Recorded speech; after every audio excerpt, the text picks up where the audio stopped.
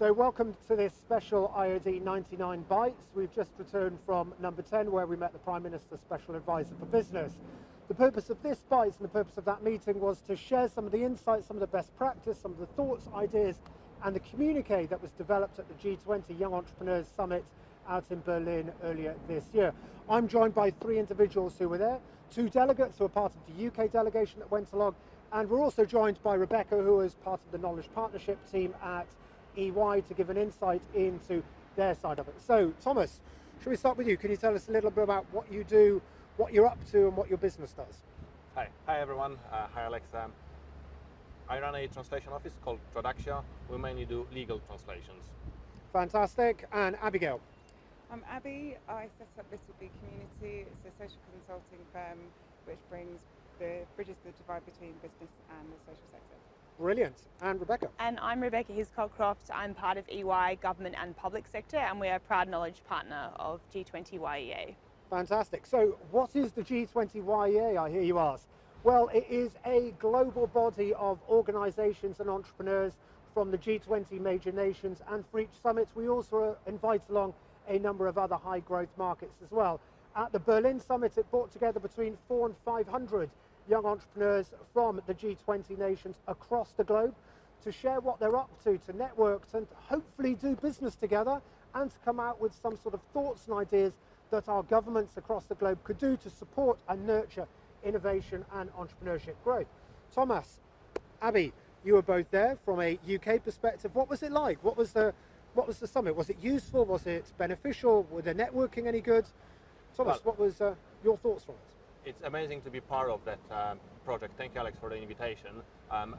It has a value on various different levels, from the content that you can learn during the presentations that are happening, and they range from traditional useful presentations in terms of doing business to some things that are on the cutting edge of technologies, like one of the presentations, one of the speeches were led by the robot during that conference. So they are ahead of what is happening, and going there and seeing what is happening in economy wider wise. That's the advantage of being part of that conference.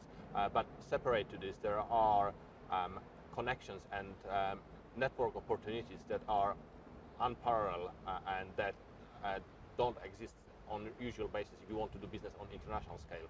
And that's the value that I think it's something that you wouldn't come across in the UK on usual basis. That's my perspective. I hope if you're watching this, you are a 99er or thinking about joining the IoD99, so we know the true value add of communities and networks. Abby, you run your own community, Little B Community. You were out there representing that with a colleague as well, Claire. What was your insight into it? Was it a useful community? Was it insightful, interesting? Yeah, I mean, it was great. So we had a great time being part of the delegation, meeting all the other international delegates from around the world. And I think what was fascinating and exciting about being part of YEA was that you really got to meet with other entrepreneurs from around the world who are sharing very similar challenges, but it really did open up opportunities for us to just make those business connections. So we're very keen, or Little B at the moment is in the process of setting up a office in Berlin. So that was a really kind of key point for us to actually just be able to kind of land and get going with that. Thank you. Brilliant, and hopefully it works out. How's that office establishment going? Is it still on the horizon? We've now got an associate partner who's on the ground, and we're going back to the UKTI in the next couple of months to see how we can pick up on the conversations that we had when we did visit the embassy. So we're really excited. Oh, fantastic. Good work. And Rebecca, Knowledge Partnership. Firstly, what are Knowledge Partners? So we work with a delegation across G20 YEA, obviously rotating each year through the different countries to develop a white paper, gather some insights to look at basically best practices, key ideas for policy. And the main objective there really is just to join the dots across all these fantastic ideas between public and private sector, and then ultimately hopefully have some influence on a communique which will then go through to government.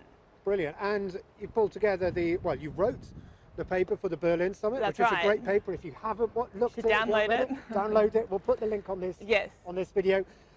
What was the key thing? Because I know in the number 10 meeting you mentioned a fantastic example from Mexico. Do you want to share that?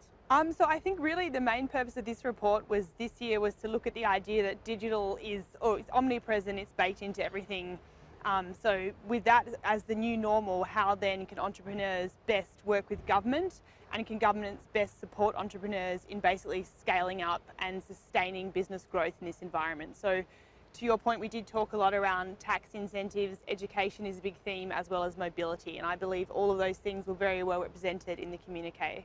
Brilliant. And the Mexico example, I've got to pick up on that because I thought that was absolutely fantastic about specifically setting up a startup business in Mexico, and the way they've done it is brilliant. Yeah, that's right. So I think Carsten, I think, was certainly from the G20 Germany team, was a very big advocate for that as a policy. I think you can find examples of innovation everywhere, I guess, where different governments are being, I guess, more flexible in their mindset, working with entrepreneurs to think about, in a practical terms, what do you need to actually get up and succeed? And I think having access to these types of tax incentives, it was implemented rapidly, it's being developed with entrepreneurs, it gives people flexibility to grow. These things I think are very important. And I think it's, from a knowledge partnership perspective, pulling the massive insights that entrepreneurs like Abby and Thomas have, and the other 400 odd entrepreneurs from across the G20 into a paper has been a massive challenge to start off with, but a huge opportunity for governments to see examples of best practice. Yeah, exactly right. Hugely rewarding and a huge opportunity, I think, for government. So I think everyone we speak to on the paper, like at 10 Downing today, are certainly really receptive to having entrepreneurs at the table, to having these ideas shape policy. So it's really fantastic to see. Well, and the work that you and the EY team do is absolutely brilliant. So thank you very much for that. Thank you very much. And Thomas, Abby, looking to sort of speak to other entrepreneurs out there, would you advise them to get involved with the IoD99? Thomas is chair of the IoD Young Directors Forum, which is another fantastic community within the IoD. But also, should entrepreneurs, should startups, small businesses be attending summits like this? Do you think there are opportunities for smaller businesses out there in relation to global growth, business expansion? Abby, shall I start with you on that? I mean, I'd say definitely. I think being part of the IoD has been an amazing kind of new chapter for us as a startup. And I would thoroughly recommend that other entrepreneurs who are either thinking about what their next step is to really kind of get involved in this kind of network, which will massively expand your reach for one, and I think just your network as well. It's really, really key. Brilliant. And Thomas?